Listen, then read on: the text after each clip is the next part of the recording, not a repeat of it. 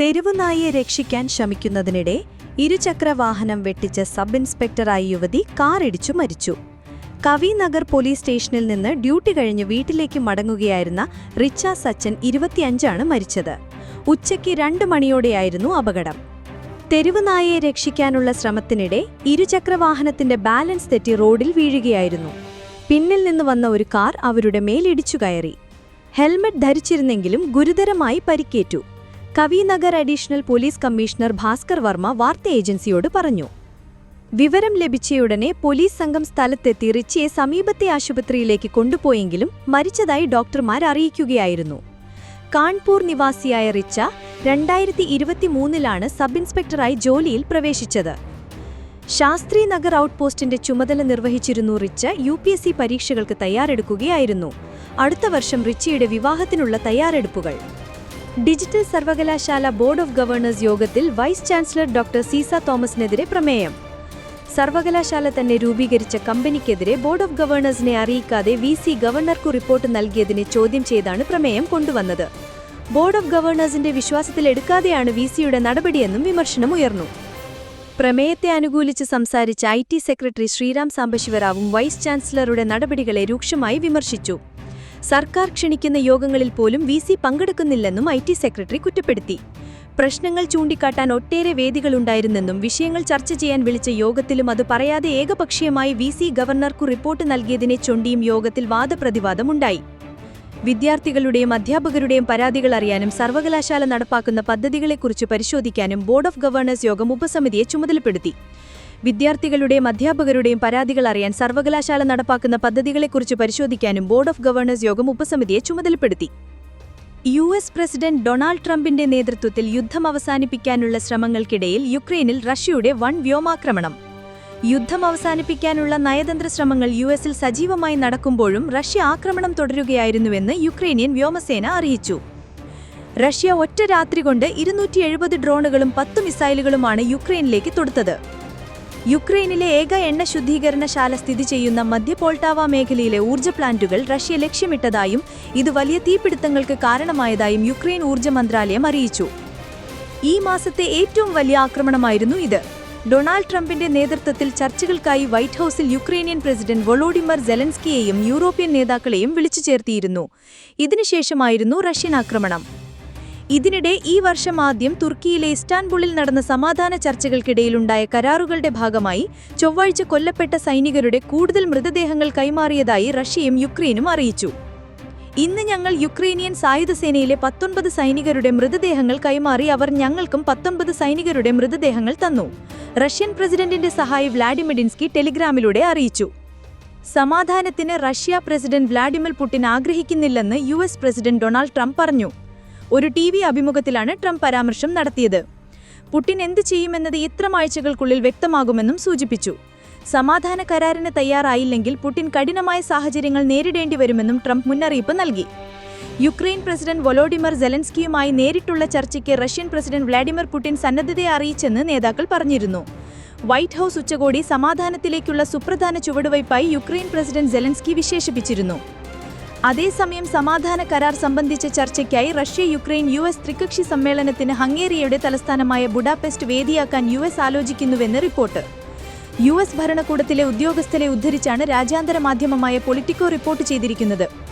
US രഹസ്യ സർവീസാണ് കാര്യങ്ങളുടെ തയ്യാറെടുപ്പുകൾ നടത്തുന്നത്. ജർമ്മനി, ബ്രിട്ടൻ, ഫ്രാൻസ് എന്നീ രാഷ്ട്ര നേതാക്കളുടെ സാന്നിധ്യത്തിൽ തിങ്കളാഴ്ച വൈറ്റ് ഹൌസിൽ നടന്ന ട്രംപ് സെലൻസ്കി ചർച്ചയിലാണ് അടുത്ത ഘട്ടത്തിൽ പുടിൻ സെലൻസ്കി കൂടിക്കാഴ്ച ഒരുക്കാൻ തീരുമാനമായത്. അതിനുശേഷമാണ് റഷ്യ യുക്രൈൻ US ത്രികക്ഷി സമ്മേളനം നടത്തുന്നത്. പ്രധാനമന്ത്രി നരേന്ദ്രമോദിയുടെ മേക്ക് ഇൻ ഇന്ത്യ പ്രതിരോധ പദ്ധതിക്ക് കീഴിൽ വ്യോമസേനയ്ക്കായി 97 LCA മാർക്ക് 1A പോർ വിമാനങ്ങൾ വാങ്ങുന്നതിനുള്ള പദ്ധതിക്ക് ചൊവ്വാഴ്ച കേന്ദ്രം അനുമതി നൽകി.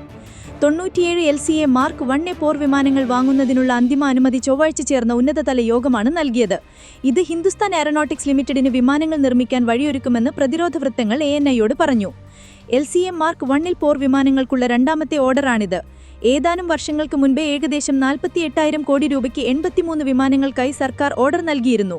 അടുത്ത വേണമെങ്കിൽ ഈ വർഷം ഏതാനും ആഴ്ചകൾക്കുള്ളിൽ ഘട്ടം ഘട്ടമായി നിർത്തലാക്കുന്ന MiG-21 വിമാനങ്ങൾക്ക് പകരമായി പുതിയ വിമാനങ്ങൾ നിർമ്മിക്കാനാണ് ഈ പദ്ധതിയിലൂടെ വ്യോമസേന ലക്ഷ്യമിടുന്നത്. പ്രതിരോധ മന്ത്രാലയത്തിന്റെയും വ്യോമസേനയുടെയും പൂർണ്ണ പിന്തുണയോടെയുള്ള തദ്ദേശീയ പോർവിമാന പദ്ധതി തദ്ദേശീയവൽക്കരണം പ്രോത്സാഹിപ്പിക്കുന്നതിനും കേരളത്തുടനീളമുള്ള പ്രതിരോധ ബിസിനസ്സിൽ പ്രവർത്തിക്കുന്ന ചെറുകിട ഇടത്തരം ഉപഗ്രഹങ്ങൾക്ക് വലിയ പ്രോത്സാഹനമാകുമെന്നാണ് കരുതുന്നത്. വ്യോമസേനയ്ക്ക് ആദ്യം വിതരണം ചെയ്ത 40 LCA-കളേക്കാൾ ഉന്നതമായ ഏവിയോണിക്സും റഡാറുകളും LCA മാർക്ക് 1 വിമാനങ്ങളിലുണ്ട്.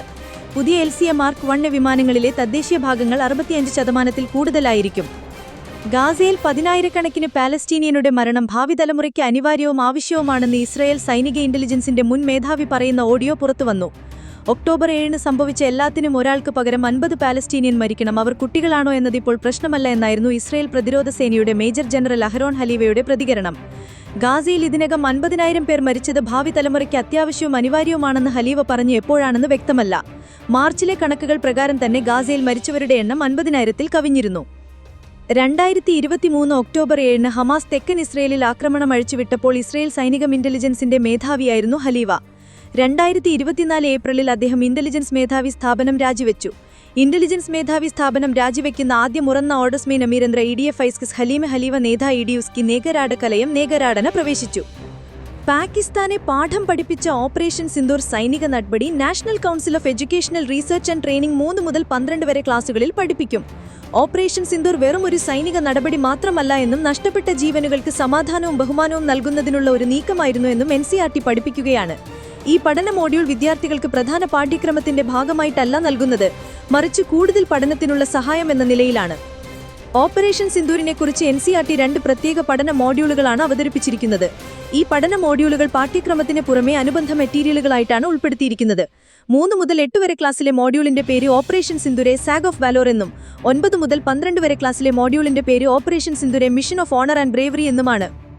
പഹൽഗാം ഭീകരാക്രമണത്തിന് പിന്നിൽ പാകിസ്ഥാന്റെ സൈനികവും രാഷ്ട്രീയ നേതൃത്വത്തിന്റെയും നേരിട്ടുള്ള ഇടപെടൽ ഉണ്ടായിട്ടുണ്ടെന്നാണ് പഠിപ്പിക്കുന്നത്. 2025 മെയ് 7-ന് പാകിസ്ഥാൻ പാക് അധീന ജമ്മുകാശ്മീർ എന്നിവിടങ്ങളിലെ 9 ഭീകര കേന്ദ്രങ്ങളെ ലക്ഷ്യമിട്ട് ഇന്ത്യ വ്യോമാക്രമണം നടത്തിയിരുന്നു. 7 ലക്ഷ്യങ്ങളിൽ 7 ഇന്ത്യൻ സൈന്യം നശിപ്പിച്ചു. ഇതോടൊപ്പം ലഷ്കർ എ തൈനയുടെയും ജയ്ഷെ മുഹമ്മദിന്റെയും മുഖ്യ കേന്ദ്രങ്ങളായ മുരിദ്ദിക്ക് ബഹവൽപൂർ എന്നിവിടങ്ങളിലെ ഭീകര കേന്ദ്രങ്ങൾ ഇന്ത്യൻ വ്യോമസേന നശിപ്പിച്ചെന്നും NCERT പഠന മോഡ്യൂളുകളിൽ ഒന്നിൽ പറയുന്നുണ്ട്. ഇന്ത്യയുടെ പ്രതിരോധ തയ്യാറെടുപ്പുകൾ, പ്രതിരോധ മേഖലയിലെ പുതിയ സാങ്കേതിക വിദ്യയുടെ ഉപയോഗം, ആഗോളതലത്തിൽ ഇന്ത്യയുടെ മുന്നേറ്റം തുടങ്ങിയ കാര്യങ്ങളും പഠനത്തിന്റെ ഭാഗമായിരിക്കും. വെടിനിർത്തൽ പുതിയ ശുപാർശകൾ ഹമാസ് അംഗീകരിച്ചെങ്കിലും ഗാസ സിറ്റി പിടിക്കാനുള്ള ആക്രമണം തുടർന്ന് ഇസ്രായേൽ ഇന്നലെ നടത്തിയ വെടിവയ്പുകളിലും ബോംബിങ്ങിലും 60 പലസ്തീൻകാർ കൊല്ലപ്പെട്ടു. ഇതിൽ 31 പേരും ഭക്ഷണ വിതരണ കേന്ദ്രങ്ങളിലെ വെടിവയ്പുകളിലാണ് കൊല്ലപ്പെട്ടത്. ഇസ്രായേൽ ആക്രമണങ്ങളിൽ ഗാസയിൽ ഇതുവരെ 62,064 പലസ്തീൻകാർ കൊല്ലപ്പെട്ടു. ഗാസ സിറ്റിയുടെ കിഴക്കൻ മേഖലയായ സെയ്ത്താൻ വളഞ്ഞ ഇസ്രായേൽ ടാങ്കുകൾ പ്രദേശത്തെ 450-ലേറെ വീടുകൾ ബോംബ് വെച്ച് തകർത്തു. സബ്ര മേഖലയിലേക്ക് ഇസ്രായേൽ സൈന്യം നീങ്ങുന്നുമെന്നാണ് റിപ്പോർട്ട്. ഗാസയിലെ പട്ടിണി തടയാൻ ഇസ്രായേൽ ഒന്നും ചെയ്യുന്നില്ലെന്ന് UN മനുഷ്യാവകാശ വിഭാഗം ഓഫീസ് കുറ്റപ്പെടുത്തി. പട്ടിണി മൂലം ഇന്നലെ 3 പലസ്തീൻകാർ കൂടി മരിച്ചു. ലോകത്തെ സംഘർഷ മേഖലകളിൽ കഴിഞ്ഞ വർഷം 383 സന്നദ്ധ പ്രവർത്തകർ കൊല്ലപ്പെട്ടതായും ഇതിൽ 180 പേരും ഗാസയിലാണെന്നും UN ജീവകാരുണ്യ വിഭാഗം അറിയിച്ചു. മധ്യസ്ഥ രാജ്യങ്ങളായ ഖത്തറും ഈജിപ്തും മുൻകൈയെടുത്ത് തയ്യാറാക്കിയ 60 ദിവസത്തെ വെടിനിർത്തൽ പദ്ധതിയാണ് ഹമാസ് തിങ്കളാഴ്ച അംഗീകരിച്ചത്. ഹമാസിന്റെ മറുപടി പഠിച്ചുവരികയാണെന്ന് മാത്രമാണ് ഇസ്രായേൽ പ്രതികരിച്ചത്. ശേഷിക്കുന്ന 50 ബന്ദികളെയും വിട്ടയക്കണമെന്ന ആവശ്യം ഇസ്രായേൽ ഉയർത്തിയതായും റിപ്പോർട്ടുണ്ട്. ബന്ദികളെ 2 ഘട്ടമായി മോചിപ്പിക്കുമെന്നാണ് പദ്ധതിയിലുള്ളത്. ഗാസയിൽ 60 ദിവസത്തെ വെടിനിർത്തൽ നിർദ്ദേശത്തോട് ഹമാസ് അനുകൂലമായി പ്രതികരിച്ചെന്ന് ഖത്തർ സ്ഥിരീകരിച്ചു. എന്നാൽ വെടിനിർത്തൽ വിഷയത്തിൽ ഇസ്രായേൽ ഇതുവരെ പ്രതികരിച്ചിട്ടില്ല. ഗാസയിൽ വെടിനിർത്തലുമായി ബന്ധപ്പെട്ട് ഇസ്രായേലിന്റെ മറുപടിക്കായി കാത്തിരിക്കുകയാണെന്ന് ഖത്തർ അറിയിച്ചു. വെടിനിർത്തൽ നിർദ്ദേശത്തോട് ഹമാസ് പോസിറ്റീവായാണ് പ്രതികരിച്ചത്. ഇസ്രായേലിന്റെ മറുപടിക്കായി കാത്തിരിക്കുകയാണ്. 60 ദിവസത്തെ താൽക്കാലിക വെടിനിർത്തലിനാണ് ശ്രമിക്കുന്നത്. ഈ സമയത്ത് തടവുകാരെയും ബന്ദികളെയും കൈമാറുകയും ഗാസയിലേക്കുള്ള സഹായം വർദ്ധിപ്പിക്കുകയും ചെയ്യാനാണ് ശ്രമിക്കുന്നതെന്ന് ഖത്തർ വിദേശകാര്യ മന്ത്രാലയ വക്താവ് മാജിദ് അൽ അൻസാരി പറഞ്ഞു. നമ്മൾ നിർണായകമായ ഒരു ഘട്ടത്തിലൂടെയാണ് കടന്നുപോകുന്നത്. ഈ നീക്കം പരാജയപ്പെട്ടാൽ പ്രതിസന്ധി കൂടുതൽ രൂക്ഷമാകും. ഇതിനാൽ ഈജിപ്റ്റ് ഉൾപ്പെടെയുള്ള മറ്റു രാജ്യങ്ങളുമായി സഹകരിച്ച് വെടിനിർത്തലിനായി സാധ്യമായതെല്ലാം ഖത്തർ ചെയ്യുന്നുണ്ടെന്ന് അൽ അൻസാരി പറഞ്ഞു. ഇതിനിടെ ഗാസയിൽ തടവിലാക്കപ്പെട്ട 50 ബന്ദികളെ മോചിപ്പിക്കണമെന്ന് ആവശ്യപ്പെടുന്നുണ്ടെന്ന് ഇസ്രായേൽ ഉദ്യോഗസ്ഥൻ പറഞ്ഞു. അതേസമയം ഹമാസ് അംഗീകരിച്ച 60 ദിവസത്തെ വെടിനിർത്തലിനുള്ള പുതിയ നിർദ്ദേശം ഇസ്രായേൽ പ്രധാനമന്ത്രി ബെന്യാമിൻ നെതന്യാഹു അംഗീകരിക്കുമോ എന്ന സംശയവും നിലനിൽക്കുന്നുണ്ട്. സ്ഥിരമായ വെടിനിർത്തലും മറ്റു ബന്ദികളെ തിരിച്ചയക്കലും സംബന്ധിച്ച് ഇരുപക്ഷവും ചർച്ചകൾ നടത്തുന്നതിനിടയിൽ ജീവിച്ചിരിക്കുന്ന 10 ബന്ദികളെയും 18 ബന്ദികളുടെ മൃതദേഹവും കൈമാറുമെന്ന് ഹമാസ് വൃത്തങ്ങൾ അറിയിച്ചു. 22 മാസത്തെ യുദ്ധത്തിന് ശേഷവും 50 ബന്ദികളിൽ 20 പേർ മാത്രമേ ജീവിച്ചിരിപ്പുള്ളൂ എന്നാണ് ഇസ്രായേൽ അധികൃതർ കരുതുന്നത്. പ്രസിഡന്റ് ഡൊണാൾഡ് ട്രംപുമായി കൂടിക്കാഴ്ചയ്ക്ക് റഷ്യൻ പ്രസിഡന്റ് വ്ളാഡിമിർ പുടിൻ ഇക്കഴിഞ്ഞ 15-ന് യുഎസിലെത്തിയപ്പോൾ ഒപ്പമുണ്ടായിരുന്ന അംഗരക്ഷകർക്ക് പ്രത്യേക ദൗത്യം കൂടി ഏൽപ്പിച്ചിരുന്നു. പുടിന്റെ മലമൂത്ര വിസർജനം പ്രത്യേക ബാഗിൽ ശേഖരിച്ച് റഷ്യയിൽ തിരിച്ചെത്തിക്കുക. അലാസ്കയിലെ ആങ്കറേജിലുള്ള ജോയിന്റ് ബോസ് എൽമണ്ട് ഓഫ് റിച്ചാർഡ്സണിലായിരുന്നു ട്രംപ് പുടിൻ ചർച്ച. ഫ്രഞ്ച് പ്രസിദ്ധീകരണമായ പാരീസ് മാച്ചിലെ അന്വേഷണാത്മക പത്രവിഭാഗമായ മിഖായൽ റൂബിനും റെജീസ് ജെന്നും എതിർത്ത് എക്സ്പ്രസ് യുഎസ് പുറത്തുവിട്ട റിപ്പോർട്ട് പ്രകാരം പുടിന്റെ മലമൂത്ര വിസർജനം ഉൾപ്പെടെയുള്ള മാലിന്യം പ്രത്യേക ബാഗുകളിൽ ശേഖരിച്ച് ഇതിനായി മാത്രം ഉപയോഗിക്കുന്ന സ്യൂട്ട് കേസുകളിൽ മോസ്കോയിലേക്ക് തിരിച്ചെത്തിക്കാനായിരുന്നു നിർദ്ദേശം. റഷ്യൻ പ്രസിഡന്റിന്റെ ഫെഡറൽ പ്രൊട്ടക്ഷൻ സർവീസിലെ അംഗങ്ങൾക്കായിരുന്നു ഇതിന്റെ ചുമതല. 72 വയസ്സായ പുടിന്റെ മലമൂത്ര വിസർജനത്തിന്റെ സാമ്പിളുകൾ വിദേശ രാജ്യങ്ങൾ പരിശോധിച്ച് അദ്ദേഹത്തിന്റെ ആരോഗ്യത്തെക്കുറിച്ചുള്ള വിവരങ്ങൾ നേടുന്നത് തടയുക എന്ന ലക്ഷ്യത്തോടെയാണ് ഈ അസാധാരണ നടപടി. അതേസമയം അദ്ദേഹത്തിന്റെ അംഗരക്ഷകർ വർഷങ്ങളായി പിന്തുടരുന്ന സുരക്ഷാ നടപടിയാണിതെന്നാണ് റിപ്പോർട്ടുകൾ. 2017-ൽ പുടിൻ ഫ്രാൻസിൽ സന്ദർശനം നടത്തിയപ്പോൾ അത്തരമൊരു സുരക്ഷാ നടപടി നിലവിലുണ്ടായിരുന്നുവെന്ന് എക്സ്പ്രസ് യുഎസ് റിപ്പോർട്ട് ചെയ്യുന്നു. 2018-ൽ പുടിൻ വിയന്നയിൽ സന്ദർശനം നടത്തിയപ്പോൾ അത്തരമൊരു സുരക്ഷാ നടപടി നിലവിലുണ്ടായിരുന്നുവെന്ന് ഫരീദ റുസ്തമോവ റിപ്പോർട്ട് ചെയ്തു. കഴിഞ്ഞ കുറേ വർഷങ്ങളായി പുടിന്റെ ആരോഗ്യസ്ഥിതി സംബന്ധിച്ച് നിരവധി അഭ്യൂഹങ്ങൾ ഉയർന്നിട്ടുണ്ട്. പ്രധാനമന്ത്രി നരേന്ദ്രമോദിയുടെ മേക്ക് ഇൻ ഇന്ത്യ പ്രതിരോധ പദ്ധതിക്ക് കീഴിൽ വ്യോമസേനയ്ക്കായി 97 LCA Mark 1 പോർവിമാനങ്ങൾ വാങ്ങാനുള്ള പദ്ധതിക്ക് ചൊവ്വാഴ്ച കേന്ദ്രം അനുമതി നൽകി. 97 LCA Mark 1 പോർവിമാനങ്ങൾ വാങ്ങാനുള്ള അന്തിമ അനുമതി ചൊവ്വാഴ്ച ചേർന്ന ഉന്നതതല യോഗമാണ് നൽകിയത്. ഇത് ഹിന്ദുസ്ഥാൻ എയ്റോനോട്ടിക്സ് ലിമിറ്റഡിന് വിമാനങ്ങൾ നിർമ്മിക്കാൻ വഴിയൊരുക്കുമെന്ന് പ്രതിരോധ വൃത്തങ്ങൾ ANIയോട് പറഞ്ഞു. LCA Mark 1 പോർവിമാനങ്ങൾക്കുള്ള രണ്ടാമത്തെ ഓർഡറാണിത്. കെനി മുന്നേ കുറച്ചു വർഷങ്ങൾക്ക് മുൻപ് ഏകദേശം 48,000 കോടി രൂപയ്ക്ക് 83 വിമാനങ്ങൾക്കായി ഓർഡർ നൽകിയിരുന്നു. പുതിയ വിമാനങ്ങൾ നിർമ്മിക്കാനാണ് ഈ പദ്ധതിയിലൂടെ വ്യോമസേന ലക്ഷ്യമിടുന്നത്. പ്രതിരോധ മന്ത്രാലയത്തിന്റെയും വ്യോമസേനയുടെയും പൂർണ്ണ പിന്തുണയോടുകൂടിയുള്ള തദ്ദേശീയ പോർവിമാന പദ്ധതി തദ്ദേശീയവൽക്കരണം പ്രോത്സാഹിപ്പിക്കുന്നതിനും രാജ്യത്തുടനീളമുള്ള പ്രതിരോധ ബിസിനസ്സിൽ പ്രവർത്തിക്കുന്ന ചെറുകിട ഇടത്തരം സംരംഭങ്ങൾക്ക് വലിയ പ്രോത്സാഹനമാകുമെന്നാണ് കരുതുന്നത്. വ്യോമസേനയ്ക്ക് ആദ്യം വിതരണം ചെയ്ത 40 LCAകളേക്കാൾ നവീന ഏവിയോണിക്സും റഡാറും LCA Mark 1 വിമാനത്തിലുണ്ട്. പുതിയ LCA Mark 1യിലെ തദ്ദേശീയ ഭാഗങ്ങൾ 65% കൂടുതലായിരിക്കും. US പ്രസിഡന്റ് ഡൊണാൾഡ് ട്രംപിന്റെ നേതൃത്വത്തിൽ യുദ്ധം അവസാനിപ്പിക്കാനുള്ള ശ്രമങ്ങൾക്കിടയിൽ യുക്രൈനിൽ റഷ്യയുടെ വൻ വ്യോമാക്രമണം. യുദ്ധം അവസാനിപ്പിക്കാനുള്ള നയതന്ത്ര ശ്രമങ്ങൾ USൽ സജീവമായി നടക്കുന്നതിനിടയിലും റഷ്യ ആക്രമണം തുടരുകയായിരുന്നുവെന്ന് യുക്രൈനിയൻ വ്യോമസേന അറിയിച്ചു. റഷ്യ ഒറ്റരാത്രിയിൽ 270 ഡ്രോണുകളും 10 മിസൈലുകളുമാണ് യുക്രൈനിലേക്ക് തൊടുത്തത്. യുക്രൈനിലെ ഏക എണ്ണ ശുദ്ധീകരണശാല സ്ഥിതി ചെയ്യുന്ന മധ്യ പോൾട്ടാവ മേഖലയിലെ ഊർജ്ജ പ്ലാന്റുകൾ റഷ്യ ലക്ഷ്യമിട്ടതായും ഇത് വലിയ തീപിടുത്തങ്ങൾക്ക് കാരണമായതായും യുക്രൈൻ ഊർജ്ജ മന്ത്രാലയം അറിയിച്ചു. ഈ മാസത്തെ ഏറ്റവും വലിയ ആക്രമണമായിരുന്നു ഇത്. ഡൊണാൾഡ് ട്രംപിന്റെ നേതൃത്വത്തിൽ ചർച്ചകൾക്കായി വൈറ്റ് ഹൌസിൽ യുക്രൈനിയൻ പ്രസിഡന്റ് വോളോഡിമിർ സെലൻസ്കിയെയും യൂറോപ്യൻ നേതാക്കളെയും വിളിച്ചുകൂട്ടിയതിനു ശേഷമായിരുന്നു റഷ്യൻ ആക്രമണം. ഇതിനിടെ ഈ വർഷം തുടക്കത്തിൽ തുർക്കിയിൽ ഇസ്താംബുളിൽ നടന്ന സമാധാന ചർച്ചകളുടെ ഭാഗമായി ചൊവ്വാഴ്ച കൊല്ലപ്പെട്ട സൈനികരുടെ കൂടുതൽ മൃതദേഹങ്ങൾ കൈമാറിയതായി റഷ്യയും യുക്രൈനും അറിയിച്ചു. ഇന്ന് നമ്മൾ യുക്രൈനിയൻ സായുധ സേനയിലെ 1000 സൈനികരുടെ മൃതദേഹങ്ങൾ കൈമാറി. അവർ നമുക്ക് 19 സൈനികരുടെ മൃതദേഹവും നൽകി. റഷ്യൻ പ്രസിഡന്റിന്റെ അസിസ്റ്റന്റ് വാഡി മെഡിൻസ്കി ടെലിഗ്രാമിലൂടെ അറിയിച്ചു. സമാധാനത്തിന് റഷ്യൻ പ്രസിഡന്റ് വ്ളാഡിമിർ പുടിൻ ആഗ്രഹിക്കുന്നില്ലെന്ന് US പ്രസിഡന്റ് ഡൊണാൾഡ് ട്രംപ് പറഞ്ഞു. ഒരു TV അഭിമുഖത്തിലാണ് ട്രംപ് പരാമർശം നടത്തിയത്. പുടിൻ എന്ത് ചെയ്യുമെന്നത് എത്ര ആഴ്ചകൾക്കുള്ളിൽ വ്യക്തമാകുമെന്നും സൂചിപ്പിച്ചു. സമാധാന കരാറിന് തയ്യാറായില്ലെങ്കിൽ പുടിൻ കഠിനമായ സാഹചര്യങ്ങൾ നേരിടേണ്ടി വരുമെന്നും ട്രംപ് മുന്നറിയിപ്പ് നൽകി. യുക്രൈൻ പ്രസിഡന്റ് വോളോഡിമിർ സെലൻസ്കിയുമായി നേരിട്ടുള്ള ചർച്ചയ്ക്ക് റഷ്യൻ പ്രസിഡന്റ് വ്ളാഡിമിർ പുടിൻ സന്നദ്ധത അറിയിച്ചെന്ന് നേതാക്കൾ പറഞ്ഞിരുന്നു. വൈറ്റ് ഹൌസ് ഉച്ചകോടി സമാധാനത്തിലേക്കുള്ള സുപ്രധാന ചുവടുവയ്പായി യുക്രൈൻ പ്രസിഡന്റ് സെലൻസ്കി വിശേഷിപ്പിച്ചിരുന്നു. അതേസമയം സമാധാന കരാർ സംബന്ധിച്ച ചർച്ചയ്ക്കായി റഷ്യ യുക്രൈൻ US ത്രികക്ഷി സമ്മേളനത്തിന് ഹംഗറിയുടെ തലസ്ഥാനമായ ബുഡാപെസ്റ്റ് വേദിയാക്കാൻ US ആലോചിക്കുന്നുണ്ടെന്ന് റിപ്പോർട്ട്. US സംരക്ഷണത്തിലെ ഉദ്യോഗസ്ഥരെ ഉദ്ദേശിച്ചാണ് റിപ്പോർട്ട് അന്താരാഷ്ട്ര മാധ്യമമായ പൊളിറ്റിക്കോ റിപ്പോർട്ട് ചെയ്തത്. US രഹസ്യ സർവീസാണ് കൂടിക്കാഴ്ചയ്ക്കുള്ള തയ്യാറെടുപ്പുകൾ നടത്തുന്നത്.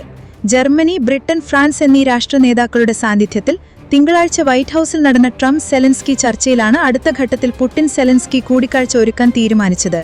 അതിനുശേഷമാണ് റഷ്യ യുക്രൈൻ US ത്രികക്ഷി സമ്മേളനം നടത്തുന്നത്.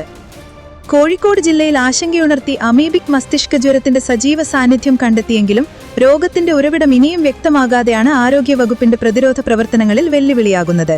കുളത്തിൽ നിന്നാകാം അമീബ ബാധയുണ്ടായതെന്ന് വിലയിരുത്തലുണ്ടായെങ്കിലും കിണറുകളിൽ പോലും അപകടകാരിയായ അമീബയുടെ സാന്നിധ്യം സംശയിക്കപ്പെടുന്നതോടെ ആരോഗ്യവകുപ്പിന്റെ പ്രതിരോധ പ്രവർത്തനങ്ങളിലും അത് വെല്ലുവിളിയാകുന്നു. 3 മാസം പ്രായമുള്ള കുട്ടിയടക്കം 5 പേരാണ് നിലവിൽ കോഴിക്കോട് മെഡിക്കൽ കോളേജിൽ ചികിത്സയിലുള്ളത്. സംസ്ഥാനത്ത് വിവിധയിടങ്ങളിൽ ഈ വർഷം ചികിത്സ തേടിയ 22 പേരിൽ 8 പേർ മരണപ്പെട്ടു. കോഴിക്കോട് ജില്ലയിൽ 8 പേർക്കാണ് ഈ വർഷം രോഗം സ്ഥിരീകരിച്ചത്. ഇതിൽ 4 പേർ മരിച്ചു.